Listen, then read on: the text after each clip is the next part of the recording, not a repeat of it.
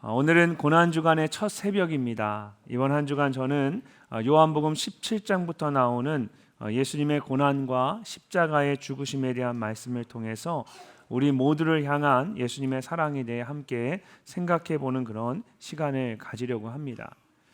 사람들은 마지막 순간에 자기가 사랑하는 사람에게 정말 사랑하는 말, 또 그를 위해 마지막 중요한 말들을 남깁니다. 예전에 저희 형님, 제 바로 위의 형이 30년 넘게 신부전증을 앓다가 마지막 삶을 마칠 때 병실에 저희 아버지와 저희 형이 같이 있었습니다. 그날 저녁에 저희 아버지가 병원에 나오는 식사를 이렇게 드시고 계시는데 아들이 너무 오랫동안 병실에 누워 있으니까 잘 못 먹으니까 아버지가 이제 다른 음식을 시켜주고 늘 이렇게 병원에 나오는 식사는 아버님이 대신 옆에서 드셨어요. 그래서 저녁마다 가서 아들을 이렇게 옆에 지켜주면서 같이 있었거든요. 먹고 있는데 아들이 저희 아버지에게 그랬답니다. 저희 형이 우리 아버지 그렇게 맛있어요? 그랬다는 거예요.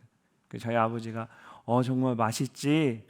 그랬다는 거예요. 그랬더니 형이 저희 아버지를 바라보면서 아이고 우리 아버지 내가 아니었으면 참 멋지게 사셨을 텐데 정말 수고 많으셨어요. 애쓰셨어요.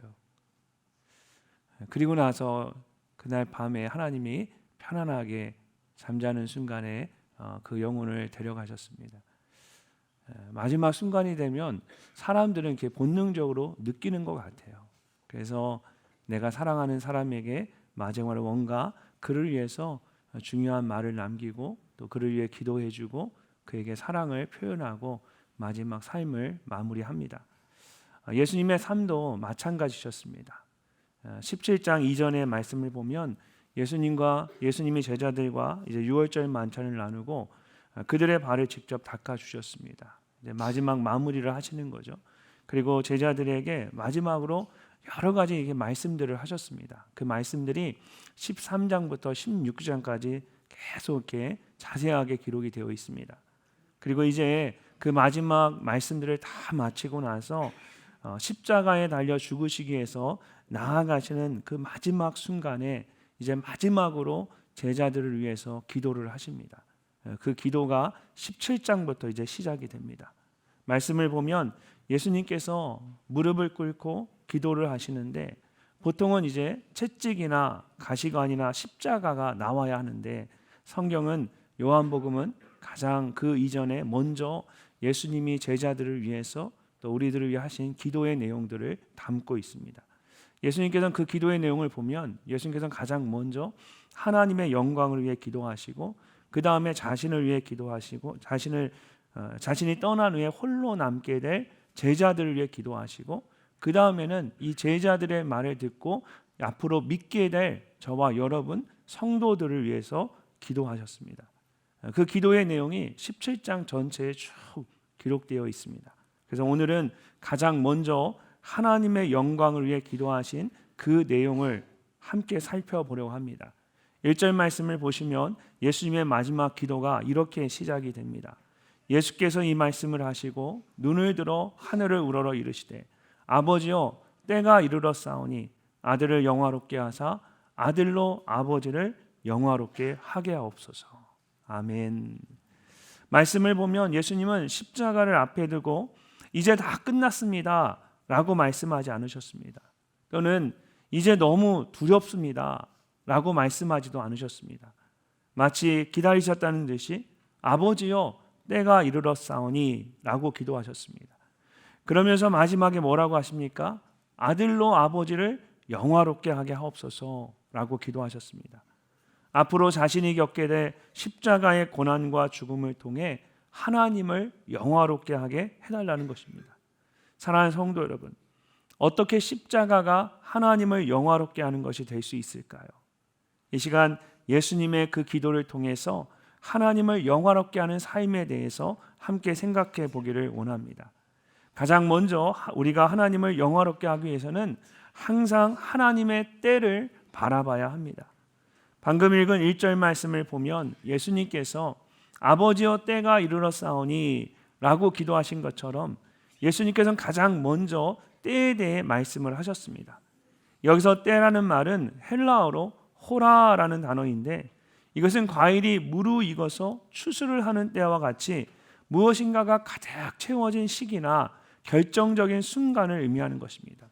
특별히 요한복음 전체를 살펴보면 이 단어가 7번이나 사용이 되었습니다. 여러분, 요한복음에는 다른 복음서와 달리 7가지 표적이나 7가지 예수님의 자기 선언이라는 말씀이 나옵니다. 그런 걸 생각해 보면 7번이라는 것이 의미가 있다라는 것을 알 수가 있습니다. 1절 말씀을 다시 보면 예수님께서 때가 이르렀사오니 라고 하시면서 아들을 영화롭게 하사 아들로 아버지를 영화롭게 하게 하옵소서 라고 말씀하고 있습니다.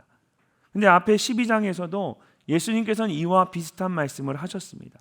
제자들과 마지막 6월절 만찬을 나누시기 전에 앞으로 일어나게 될 일에 대해 말씀하시면서 인자가 영광을 얻을 때가 왔도다 라고 하신 것입니다.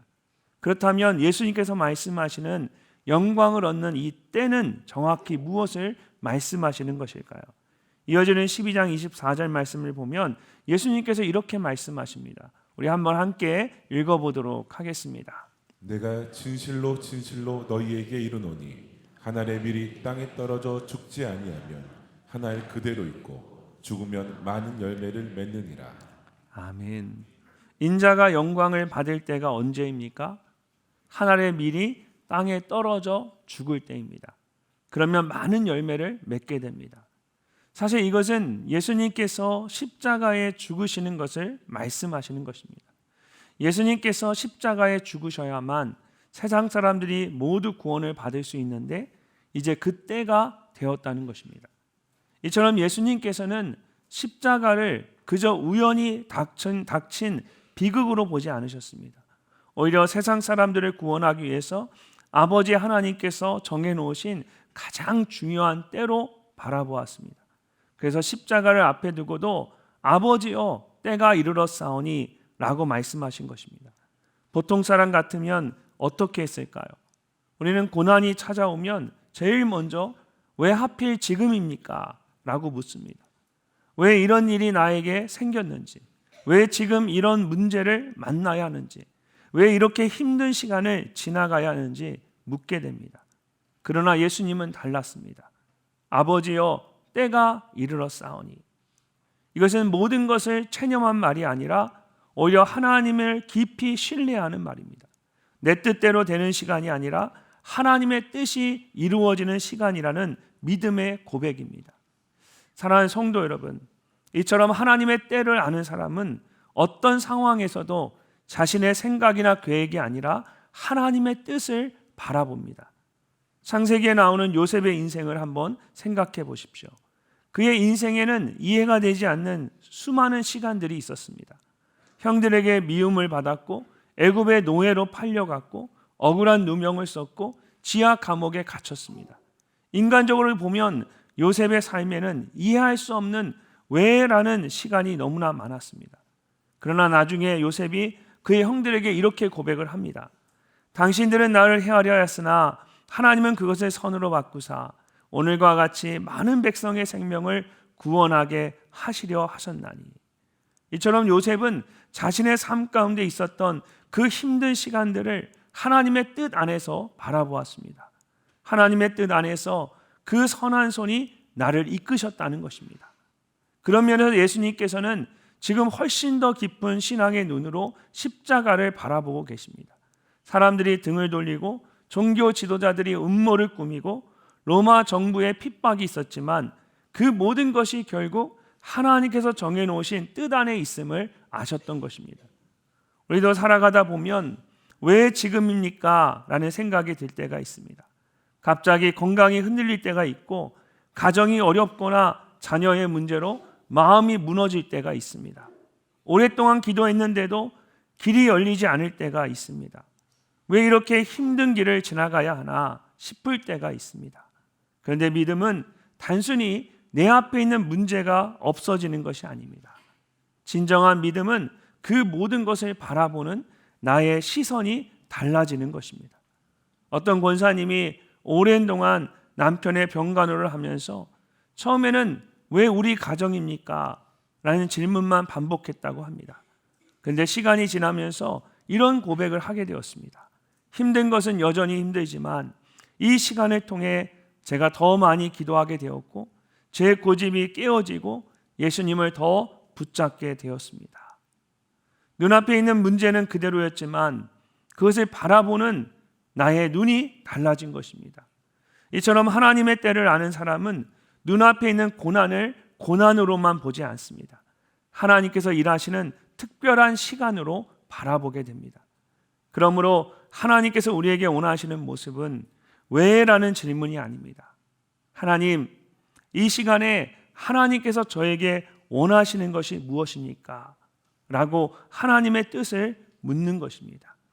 예수님께서는 그렇게 하나님을 영화롭게 하셨습니다. 그리고 저와 여러분을 사랑하셨습니다. 이것이 예수님께서 우리에게 보여주시는 나를 사랑하시는 그 사랑입니다. 사랑하는 성도 여러분, 고난주간을 시작하는 첫 시간에 여러분 자신에게도 한번 물어보십시오. 나는 내 인생의 시간을 어떻게 보고 있는가? 그저 견뎌야 할 힘든 시간으로만 보고 있는가? 아니면 하나님께서 일하시는 때로 보고 있는가? 내가 원하는 나의 길이 아니라 하나님이 원하시는 하나님의 때와 뜻을 바라보는 여러분이 되시기를 주님의 이름으로 축복합니다. 두 번째로 하나님을 영화롭게 하는 삶은 하나님의 영광을 드러내는 것입니다. 1절 말씀을 다시 한번 보면 예수님께서 이렇게 기도하셨습니다. 아들을 영화롭게 하사 아들로 아버지를 영화롭게 하게 하옵소서. 이 말을 문자 그대로 직역을 하면 아들이 아버지를 영화롭게 하도록 당신의 아들을 영화롭게 하소서라는 뜻입니다. 예수님께서 가장 원하시는 것은 자신이 하나님을 영화롭게 하는 것입니다. 그리고 그렇게 하기 위해서는 또한 자기 자신이 하나님에 의해서 영화롭게 되어야 합니다. 어떻게 하면 그렇게 될 수 있을까요? 놀랍게도 예수님께서는 십자가를 통해 그렇게 하셨습니다.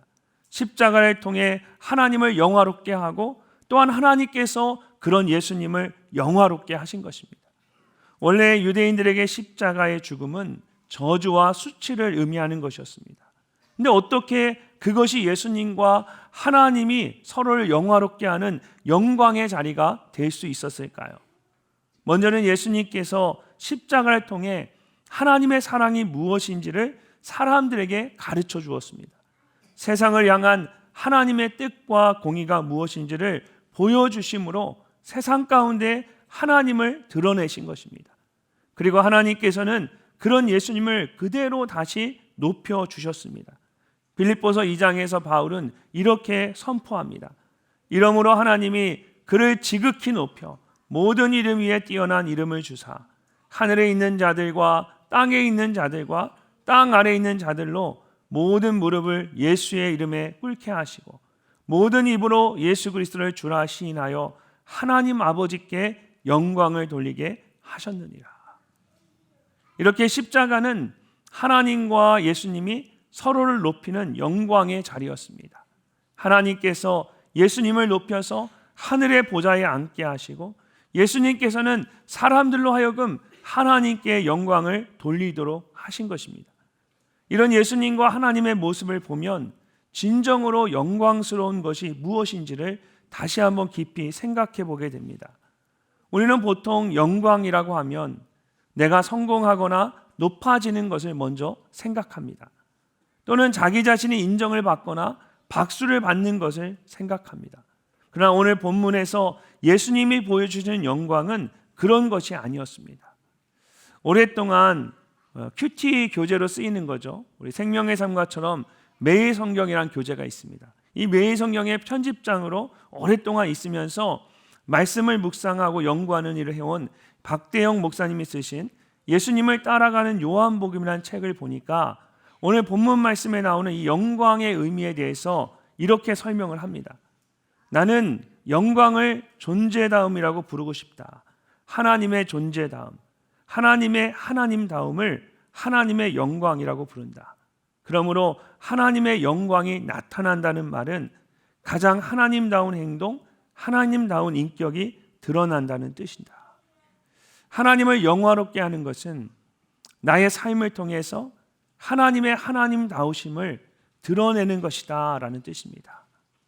우리가 함께 모여서 주일에 예배를 드리면서 하나님의 이름을 하나님 영광 받으시옵소서 찬양하고 하나님의 이름을 높여드리는 것도 중요하지만 우리의 삶 속에서 하나님의 성품들, 하나님의 하나님 되심, 사랑이나 진실이나 거룩이나 자비나 순종과 같은 하나님의 성품이 나의 말과 행동을 통해서 그대로 드러날 때 그것이 하나님께서 영광을 받으시는 순간이다라는 뜻입니다.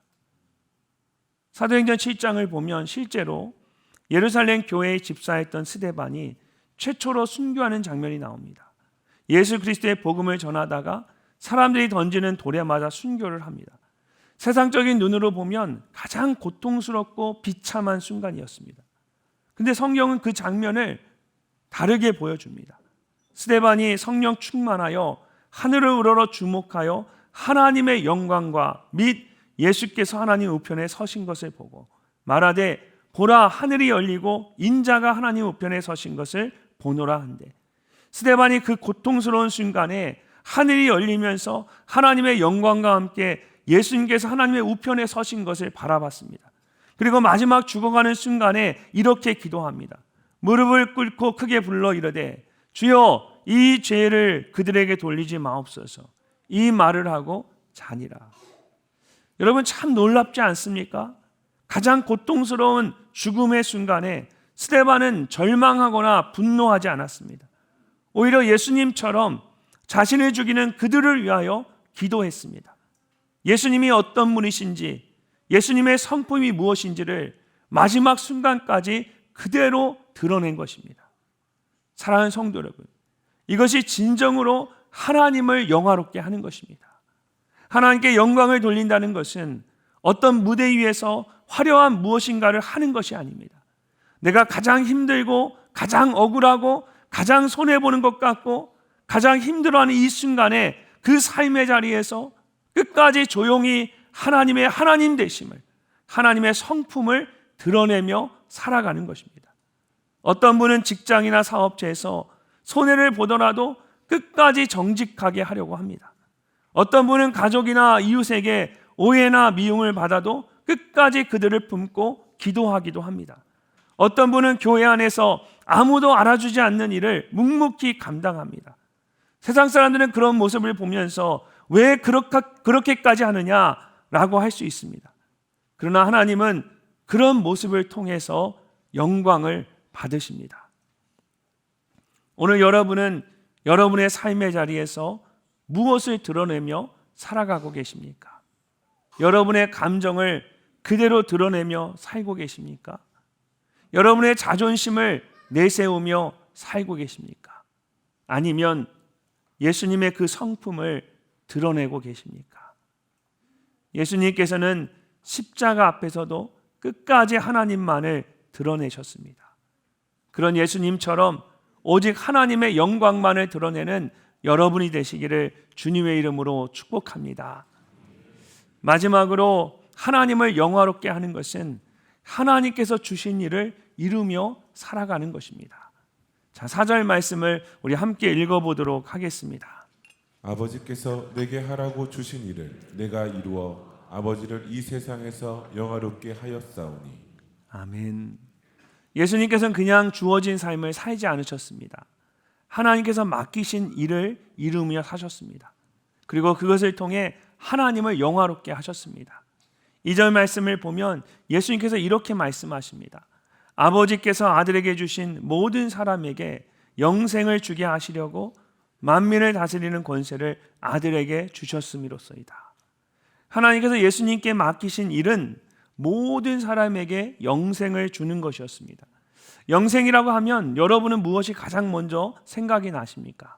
보통 죽음 이후에 영원히 사는 것을 떠올리게 됩니다. 근데 이어지는 3절 말씀을 보면 예수님께서는 영생에 대해서 이렇게 말씀하십니다. 영생은 곧 유일하신 참 하나님과 그가 보내신 자 예수 그리스도를 아는 것이니라. 예수님께서는 영생을 아는 것이다 라고 말씀하십니다. 한 분뿐이신 하나님, 그리고 그 하나님께서 보내신 예수 그리스도를 아는 것이 영생이라는 것입니다. 특별히 여기서 아는 것은 그냥 머리로만 아는 것이 아닙니다. 부부가 친밀한 관계 가운데 서로를 깊이 알듯이 서로를 깊이 아는 것을 말합니다. 예를 들어서 이런 것입니다. 여러분, 얼마 전에 BTS가 광화문에서 공연을 했습니다. 그것을 보기 위해서 약 10만 명의 사람들이 모였습니다. 전 세계에서 여러 사람들이 모였더라고요. 근데 그들 중에 대부분이 이 BTS에 대한 모든 것을 알고 있습니다. 혹시 여러분은 BTS를 다 아시나요? 저는 이제 한 두세 명에서 더 늘어나면 누가 누군지 잘 모르겠더라고요. 그런데 외국에서 온 외국인들도 그 이름을 다 하나씩 다 아는 거예요.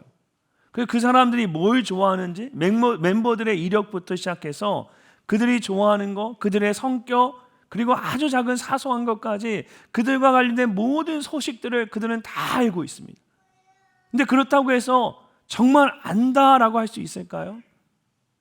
머리로는 안다고 할 수 있지만 예수님께서 말씀하시는 것처럼 친밀한 관계를 통해 깊이 아는 것은 아닙니다. 당시의 유대인들도 마찬가지였습니다. 그들은 스스로 하나님을 안다라고 생각했습니다. 그러나 그것은 정말 하나님을 아는 것이 아니었습니다. 그래서 예수님께서 그들로 하여금 하나님을 알도록 하셨습니다. 세상 중에서 내게 주신 사람들에게 내가 아버지의 이름을 나타내나이다. 그들은 아버지의 것이었는데 내게 주셨으며 그들은 아버지의 말씀을 지키었나이다. 예수님께서는 자신의 삶을 통해 하나님께서 자기에게 맡기신 그 사람들에게 직접 하나님의 이름을 나타내셨습니다. 그리고 하나님의 말씀을 지키도록 그들을 가르치셨습니다. 또한 그들로 하여금 이 모든 것이 하나님께로부터 온 것임을 믿게 하셨습니다. 나는 아버지께서 내게 주신 말씀들을 그들에게 주었사오며 그들은 이것을 받고 내가 아버지께로부터 나온 줄을 참으로 아오며 아버지께서 나를 보내신 줄도 믿었사옵나이다. 사실 예수님을 따르는 사람들이 예수님께서 말씀하신 그 모든 것을 다 믿었던 것은 아니었습니다. 여전히 이해하지 못했고 심지어 예수님을 부인하거나 도망치는 사람들도 있었습니다. 근데 마지막에 보면 예수님께서 믿었사옵나이다 라고 말씀하셨습니다. 헬라어로 완료형 시제를 사용해서 이미 이루어진 것처럼 말씀하신 것입니다. 이것을 보통 예언적 완료라고 말합니다. 아직은 많이 부족하지만 이제 앞으로 이 십자가 사건을 통해서 그들이 이 모든 것을 확실하게 알고 믿게 될 것을 말씀하신 것입니다. 예수님은 십자가에서 죽으심을 통해서 그 마지막까지 자신에게 맡기신 그 사명을 이루기 위해서 자기의 삶을 내어주신 것입니다. 그래서 우리가 그 주님을 온전히 알게 되었습니다. 이것이 저와 여러분을 사랑하신, 나를 사랑하신 그 사랑입니다. 이처럼 예수님께서는 마지막 끝까지 하나님께서 맡기신 그 일을 이루십니다. 그리고 이것을 통해 하나님을 영화롭게 하셨습니다. 이것은 우리도 마찬가지입니다. 하나님께서 우리 각 사람에게 맡기신 일이 있습니다. 그것을 끝까지 이루는 것이 결국 하나님을 영화롭게 하는 것입니다. 어떤 분에게는 그것이 가정을 지키는 일일 수 있고 어떤 분에게는 자녀를 위해 기도하는 일일 수 있습니다. 또한 어떤 분에게는 직장에서 정직하게 사는 일일 수 있고 어떤 분에게는 한 영혼을 품는 일일 수도 있습니다. 심지어 어떤 분에게는 눈에 띄지 않는 아주 작은 섬김일 수도 있습니다. 이처럼 일의 크기나 종류는 중요하지 않습니다. 정말 중요한 것은 그것이 하나님께서 내게 맡기신 일이냐는 것입니다. 저희 장모님은 처음에 하나님을 믿고 너무나 감사해서 하나님께 뭔가를 드리고 싶으셨습니다. 근데 뭔가를 드릴 만한 형편이 되지 않은 거예요. 어려운 형편으로 인해서 하나님께 드릴 수 있는 게 아무것도 없었습니다. 근데 어느 날 예배실에 있는 강대상을 깨끗하게 닦을 수 있는 그런 일이 주어졌습니다. 그래서 하나님을 섬기듯 최선을 다해 그 일을 하셨습니다. 그리고 그때부터 그것이 하나님께서 자신에게 맡기신 일이라고 믿으시고 항상 토요일마다 그 작은 예배당을 깨끗이 쓸고 닦으셨습니다. 저는 그 일을 통해서 하나님께서 영광을 받으셨다라고 믿습니다. 미국에 유학을 하면서 저희 부부가 어렵게 공부를 했습니다. 그때 제가 저희 아내에게 해줄 수 있는 것이 매 학기마다 듣는 수업을 잘 마치고 또 공부의 과정을 한순간 한순간 잘 맞춰가는 게 제가 제 아내에게 할 수 있는 최선이었습니다. 그리고 하나님께 드릴 수 있는 최고의 영광이었습니다. 그래서 다른 어떤 것보다 공부하는 일에 집중했습니다. 이 순간에 내게 맡기신 일은 바로 이 공부라고 생각했기 때문에 이 공부를 하나님의 일처럼 했습니다. 목회도 마찬가지입니다. 하나님께서 맡기신 일이기에 온 힘을 다해 최선을 다하는 겁니다. 그럼 누구에게나 하나님의 이런 부르심이 있고 소명이 있고 맡기신 일이 있습니다. 그 맡기신 일에 최선을 다하는 것이 가장 하나님을 영화롭게 하는 것입니다. 그렇다면 오늘 하나님께서 여러분에게 맡기신 일은 무엇입니까? 그것은 크고 거창한 것이 아닐 수도 있습니다. 지금 내가 있는 자리에서 정직하게 사는 것일 수도 있습니다. 또는 포기하지 않고 기도하는 것일 수 있습니다. 아니면 화해해야 할 사람에게 먼저 다가가는 것일 수도 있습니다. 이처럼 하나님을 영화롭게 하는 삶은 대단한 일을 많이 하는 삶이 아닙니다. 예수님과 같이 하나님께서 맡기신 일에 끝까지 최선을 다하는 것입니다. 그럴 때 하나님께서 참 잘했다, 착하고 충성된 종아 라고 칭찬하실 것입니다. 맡기신 일에 충성함으로 하나님을 영화롭게 하는 여러분이 되시기를 주님의 이름으로 축복합니다. 오늘 말씀을 보면 예수님은 이제 십자가를 바로 앞에 두고 계십니다. 근데 예수님은 두려움에만 머물지 않으셨습니다. 낙심 가운데 계시지도 않으셨습니다. 왜냐하면 십자가만 바라보신 것이 아니라 십자가 너머에 있는 하나님의 때를 바라보셨기 때문입니다. 자신의 고통만 바라보신 것이 아니라 그 고난을 통해 드러날 하나님의 영광을 바라보셨기 때문입니다. 그리고 무엇보다 하나님께서 맡기신 그 일을 끝까지 이루기를 원하셨기 때문입니다. 사랑하는 성도 여러분, 오늘 우리가 붙들어야 할 것도 바로 이런 믿음입니다. 이해할 수 없는 어려운 시간을 지날 때에도 우리는 끝까지 하나님의 때를 바라보아야 합니다. 손해보는 것 같고 억울한 것 같고 힘든 것 같은 자리에서도 내 감정이 아니라 하나님의 영광을 드러내야 합니다. 크든 작든 하나님께서 내게 맡기신 그 일을 끝까지 최선을 다해 감당해야 합니다. 그럴 때에 하나님께서 영광을 받으시고 또한 여러분의 삶을 영화롭게 하실 것입니다.